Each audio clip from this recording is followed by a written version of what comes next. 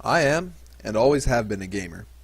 Video games have been my favorite hobby and my escape from reality for as long as I can remember. I look back over the scores of games I have played and beat, and the few that I have squeezed dry to 100% completion, and there's one series, one franchise that stands out from among all the rest. The very first video game I ever played was The Legend of Zelda: A Link to the Past on my friend's Super Nintendo. I was floored seeing it. The 6-year-old me was entirely enamored with the idea that I could run around this colorful world and swing a sword. Years later, I would experience another Legend of Zelda game, The Ocarina of Time, on my friend's Nintendo 64. Watching him play only got me more intrigued in this epic fantasy world. Then it happened. The fateful day came where my friend got a Nintendo Wii, therefore making his old GameCube obsolete. For the $20 that my pre-teenage self was able to scrounge together, I got that GameCube and a few games he no longer wanted. I was ecstatic.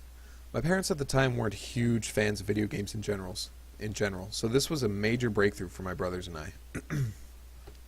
As I began sifting through my new library of 5 or so games, I cracked one open that didn't have a label on it. Inside sat The Legend of Zelda: The Windwaker. I quickly began playing it, being a huge Zelda fan. This was the first Legend of Zelda game I owned and could play whenever I wanted. In the ensuing months and years, I delved into the colorful, cel-shaded world. Everything in this game was beautiful to me. The graphics and art style was adorable and cheery. The music never fails to put a smile on my face, and it still takes me back to those wonderful days of exploration. I felt so free to wander and explore, and above all else to be a hero. See, this game had a profound impact on me, as it was really my first foray into the realms of fantasy, which remains my favorite genre to this day. It was also the first time that I really understood the story of someone on a journey, relating to something bigger than themselves. I was adventuring and overcoming trials with the fate of the world hanging in the balance. I remember beating the game, and feeling this incredible sense of accomplishment and hope. I did it. I rescued Princess Zelda, I defeated Ganon, and the world was safe. And that was it.